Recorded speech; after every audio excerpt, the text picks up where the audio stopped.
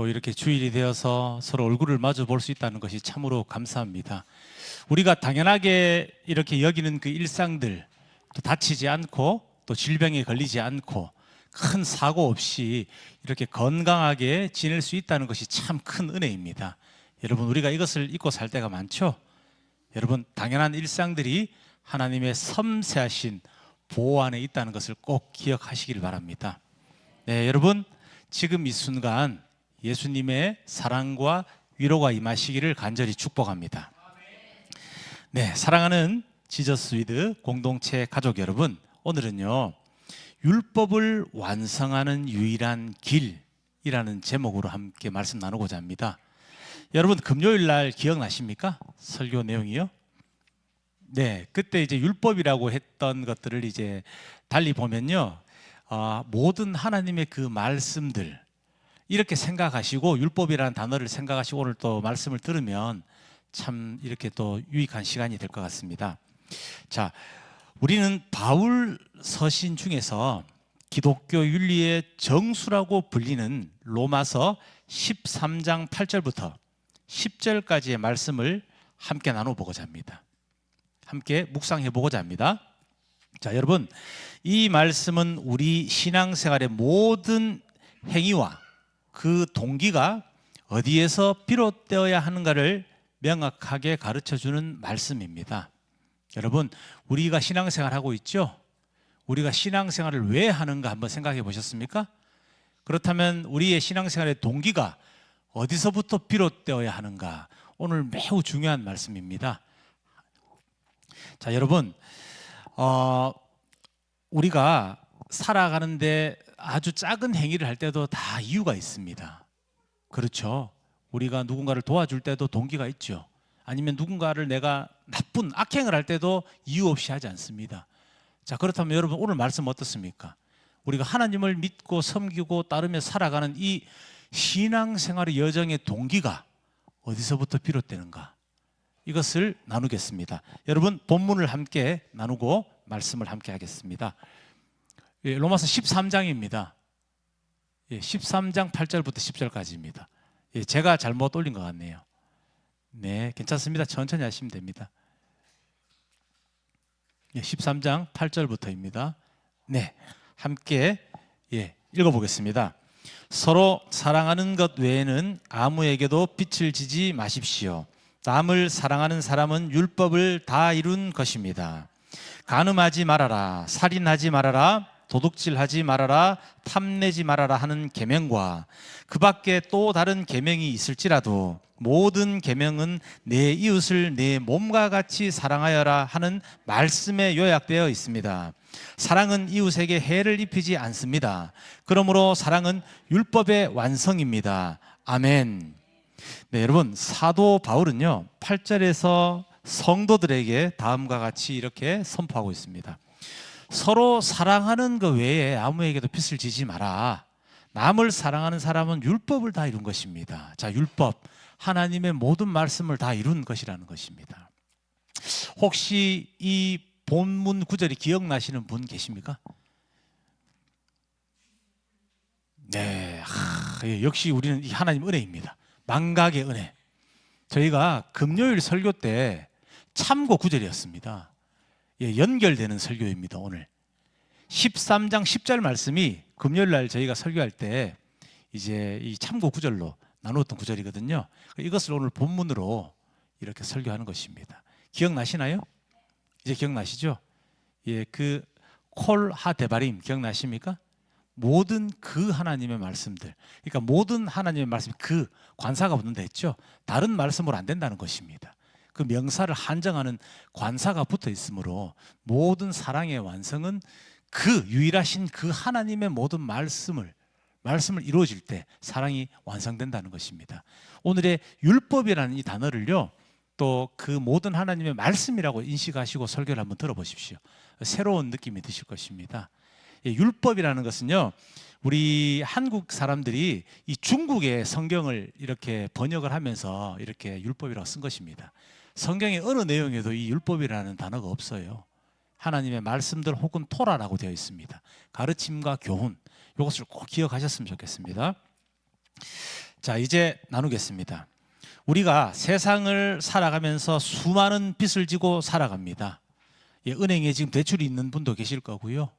누군가에게 갚지 못한 마음의 빚이 있는 분도 계실 것입니다. 그렇죠? 그러나 바울은요, 오직 단 하나의 빚, 즉 사랑의 빚만을 영원히 지고 살아가라, 이렇게 명령하고 있습니다. 왜냐하면 이 사랑이야말로 율법, 즉 하나님의 말씀을 다 이루는 완성의 길이기 때문인 것입니다.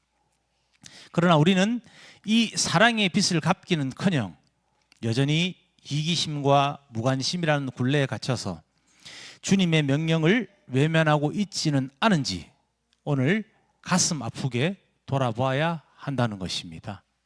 여러분, 모든 어떤 이 사회의 부조리나 이런 것들의 근간을 파고 들어가 보면요, 이기심이 있습니다. 자신의 이익을 생각하는 것입니다.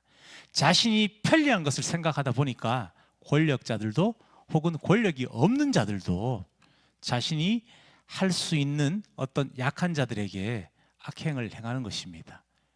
여러분, 이 이기심 정말 무서운 것입니다.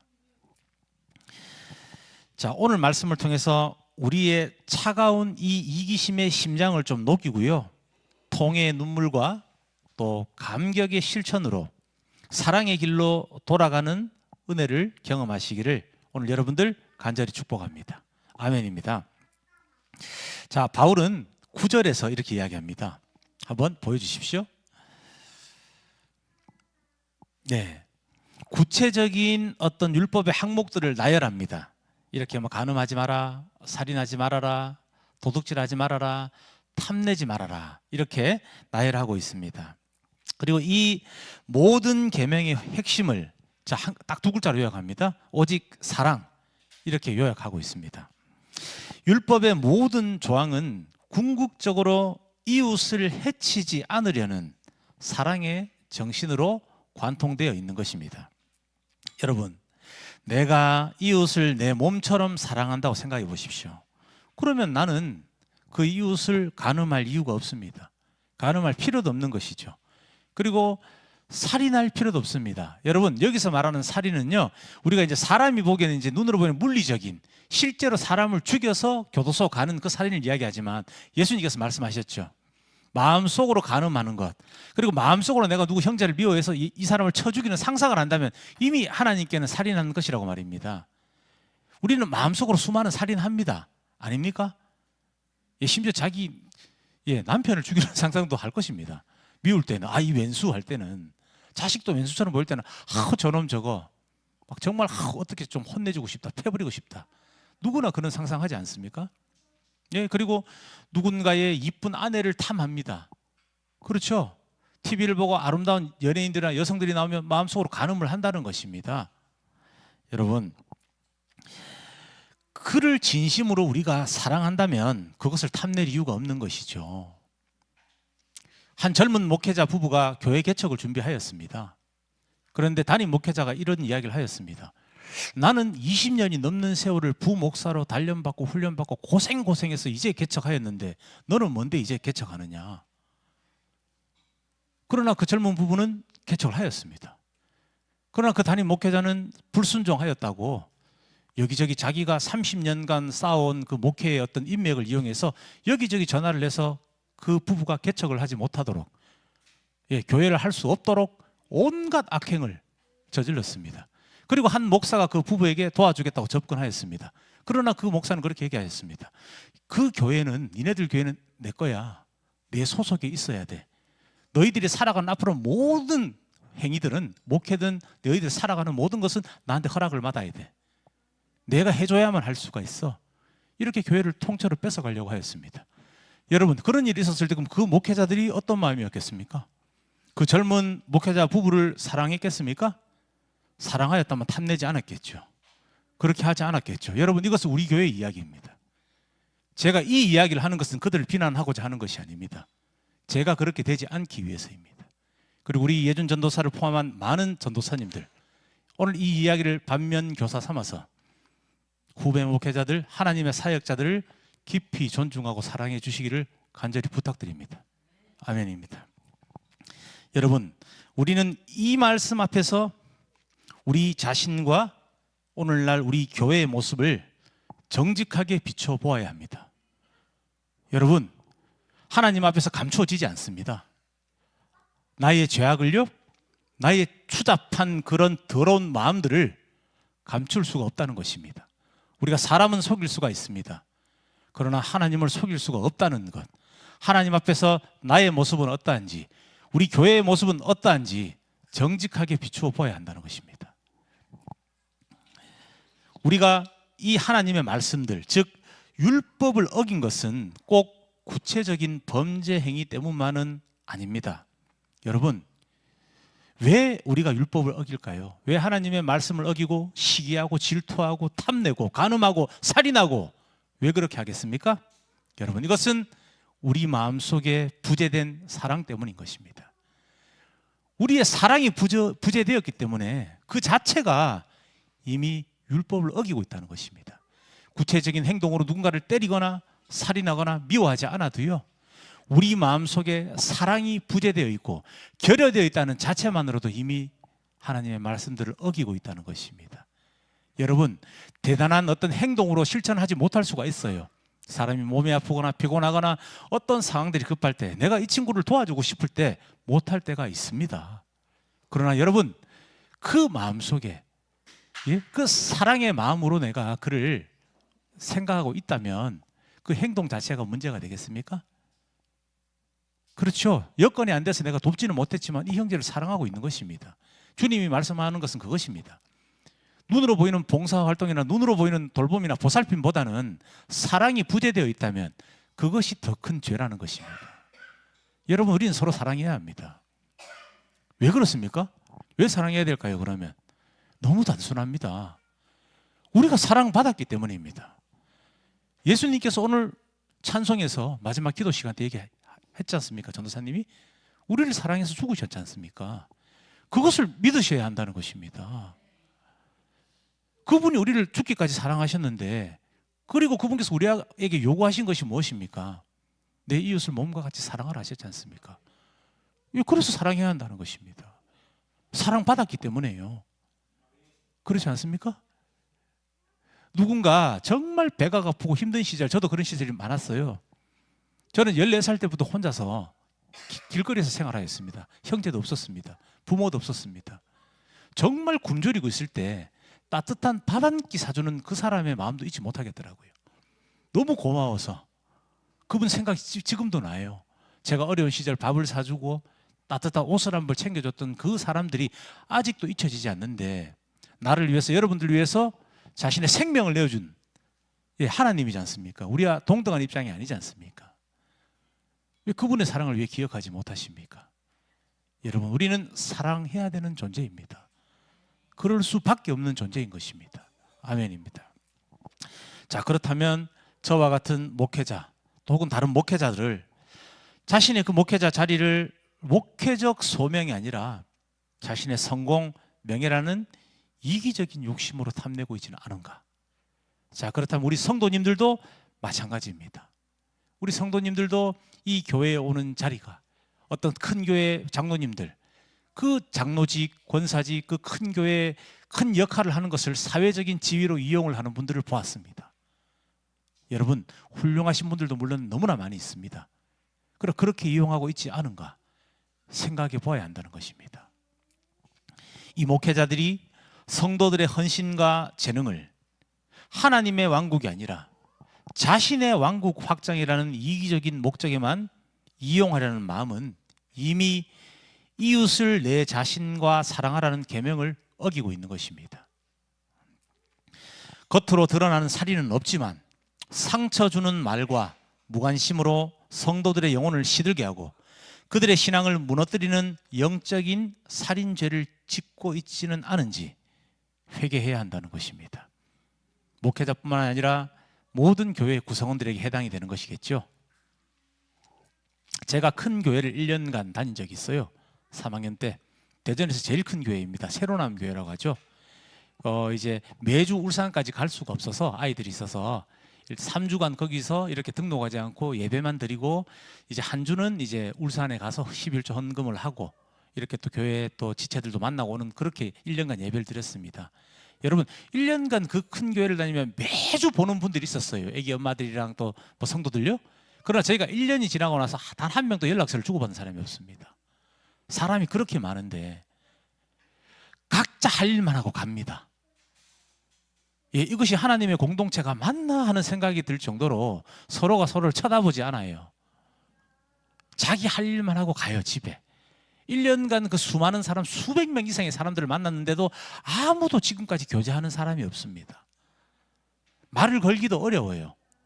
뭔가 보이지 않는 벽이 있습니다. 벽을 치고 이렇게 다가오지 못하게 하는 그 느낌이 있어요. 그런 사람들에게 먼저 가서 전화번호 좀 주세요, 뭐 좀 알고 싶습니다 하기가 너무 어렵더라고요.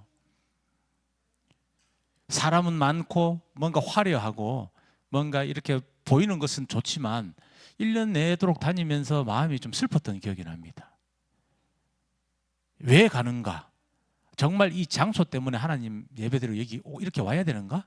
이런 생각을 깊이 해보았던, 그리고 고민했던 적이 있었습니다. 여러분, 그럼 성도들은요, 교회 안에서 나에게 잘해주는 사람이나 나와 코드가 맞는 사람만 사랑하고 소외되고 어려운 이웃에게는 무관심이라는 벽을 쌓고 있지 않은가? 여러분 꼭 한번 돌이켜 보셨으면 좋겠습니다. 여러분, 나와 맞지 않고 이쁘고 잘생긴 사람은 누구나 좋아하는 것입니다. 살인자들도 자신의 자식은 이뻐해요. 그러나 나의 눈에 이쁘지 않고 나의 눈에 모난 사람을 사랑하는 것은 힘듭니다. 여러분, 그러나 그것이 사랑인 것이죠. 우리가 뭐가 그렇게 이쁘고 뭐가 그렇게 착한 일을 많이 해서 예수님이 죽으셨겠습니까? 그렇지 않습니까? 여러분 마음을 들여다보십시오. 아, 나는 완전 무결하고 흠없고 너무 착하다 하는 사람 없을 것입니다. 자, 이웃의 고통을 외면하는 것은 이미 율법의 정신인 사랑을 갚지 않은 그런 빚진 자의 모습이라는 것입니다. 서로 짐을 져야 할 형제들에게 나의 불편함을 전가하고 나의 유익만을 위해 행동하는 것은 도둑질과도 같은 이기심의 발로라는 것입니다. 바울은 8절과 10절에서 사랑이 율법을 다 이루었다 혹은 완성했다 이렇게 선포하고 있죠. 여러분, 여기서 사용된 헬라어 원어와 그 신학적인 의미를 좀 오늘 깊이 좀 이해해 보아야 합니다. 이것이 매우 중요합니다. 자, 헬라어 플레로마라고 합니다. 여러분, 이 단어는요, 가득 채움, 충만함, 완전함 이런 의미를 담고 있는데요. 자, 내용적으로 빈틈이 없이 채워져 목표에 도달했다라는 역동적인 뜻을 내포하고 있습니다. 여러분, 율법은 그 자체로는 완전한 진리지만 인간의 마음속에 사랑이 없으면 그 율법, 즉 하나님의 모든 말씀들은 껍데기에 불과하다는 것입니다. 바울은 사랑이 바로 율법의 빈 공간을 가득 채우는 내용물이자 핵심 정신임을 선포합니다. 신학적으로 플레로마는 그리스도의 충만함을 나타내는데도 사용되는 단어입니다. 주님께서 완전하시고 충만하시다 이런 성경의 구절들이 많죠. 그때도 이 단어가 사용된다는 것입니다. 즉 하나님의 모든 말씀들을 우리가 이루는 이 완전함과 이 충만함은요, 주님의 충만함이라는 것입니다. 우리가 하나님의 말씀들을 이루는, 그것이 그리스도의 충만함을 따라가는 것입니다. 그리스도의 완전함이 이루는 길이라는 것입니다. 놀라운 사실 아닙니까? 자, 결국 율법의 완성은 우리 스스로의 힘이 아니라 예수 그리스도께서 십자가에서 보여주신 완전하신 사랑을 통해서 이루어지는 것입니다. 우리가 이웃을 사랑할 때 우리 안에 계신 그리스도의 충만하신 사랑이 흘러나와서 그 율법, 하나님의 말씀들을 완성하는 것입니다. 여러분, 우리 모두는 사랑의 빚진 자이며 이 빛을 갚는 길만이 율법을 플레로마, 즉 완성하는 유일한 길이라는 것입니다. 여러분, 유일한 길입니다. 지금 성경에 많은 내용들이 기록되어 있고 두껍지 않습니까? 그러나 여러 가지 복잡한 학식이 없는 사람들이 할 수 없는 대단한 것을 요구하는 것이 아닙니다. 하나님의 말씀을 완성하는 것은 사랑하라는 것입니다. 예, 사랑하는 것은 한글을 몰라도 할 수 있어요. 강아지들도 할 수 있습니다. 물론 다르죠. 강아지와 어떤 동물들의 사랑과 우리의 사랑은 좀 다르죠. 그죠? 예, 대단한 것을 요구하는 것이 아닙니다. 박사학위를 딴 사람만이 할 수 있는 것이 아니라는 것입니다. 사랑하라는 것입니다. 자, 여러분, 우리의 이기심을 깨고 주님의 사랑의 길로 돌아가기 위해서 자, 우리가 그럼 구체적으로 무엇을 하면 좋을까요? 오늘 이것을 세 가지로 한번 정리해 보고 이렇게 말씀을 마무리하도록 하겠습니다. 자, 우리 PPT 한번 부탁드립니다. 자, 우리 함께 읽어보겠습니다. 시작. 예수님을 향한 첫사랑을 회복하는 회개. 자, 이것은 빛의 근원을 인식하는 것입니다. 우리의 이기심은 하나님을 향한 첫사랑이 식었기 때문에 생겨난 파생적인 죄라는 것입니다. 이웃을 사랑하지 못한 것은 결국은 하나님을 전심으로 사랑하지 못한 결과라는 것이죠. 여러분, 이렇게 연결되는 것입니다. 하나님 사랑과 이웃 사랑은 따로가 아닙니다. 결국 내가 이웃을 사랑하지 못한다는 것은 하나님을 사랑하지 못했기 때문입니다. 그렇죠? 또 하나님을 사랑하지 못했기 때문에 이웃을 사랑 못하는 것입니다. 오늘 나 자신을 사랑했던 죄를 고백하였으면 좋겠습니다. 십자가에서 우리를 위해서 지불하신 예수님의 그 뜨거운 사랑의 빛을 우리 함께 묵상하기를 원합니다. 오늘 주님의 사랑을 묵상하는 하루 되기를 소망합니다. 아멘입니다. 여러분, 이 감격의 회복이 없이는 이웃 사랑이 사실상 불가능한 것입니다. 예수님께서 우리를 어떻게 사랑하셨는가, 나를 어떻게 사랑하셨는가, 이것을 우리가 다시 감격스럽게 마음으로 받아들이지 않고는 어떻게 이웃을 사랑하겠어요? 여러분, 오늘 이 첫사랑의 감격을 되찾으시길 축복합니다. 자, 두 번째입니다. 함께 읽겠습니다. 해치지 않는 소극적 사랑에서 이롭게 하는 적극적 사랑으로. 여러분, 이것은 완성의 삶을 실천하는 것입니다. 악을 행하지 않는 것은 율법의 기본이죠. 그렇죠? 여러분, 이렇게는 대부분의 세상 사람들이 그렇게 살아요. 안 믿는 모든 사람들이. 그렇죠? 교도소에 수감되어 있는 범죄자들이 우리나라 전체 인구의 0.2% 정도 된다고 합니다. 자, 무슨 말이냐면 나머지의 대부분 사람들이 나쁜 짓을 안 하고 사는 겁니다. 그냥 무난하게 살아가는 거예요. 직장 다니고 자기 자녀 키우면서. 그렇습니까? 안 그렇습니까? 그건 안 믿는 사람들 다 그렇게 살잖아요. 다 범죄자로 하나님을 모르는 데서 사람을 때리거나 뭐 도둑질하거나 그렇게 하지 않습니다. 매우 훌륭하게 살아가는 분들도 많아요. 자신의 자리에서 성실하게 직장 생활을 하고 또 어려운 사람들, 불편한 사람들 도와주면서 가정을 잘 보살피고 사시는 분들도 많다는 거죠. 그러나 이들에게 한 가지 결여된 것이 있죠. 누군가를 이롭게 하는 적극성이 없다는 것입니다. 무난하게 착하게 사는 사람들은 널렸습니다. 너무나 많이 있는 것입니다. 우리는 이웃에게 간음, 살인, 도둑질을 하지 않음으로써, 그렇죠?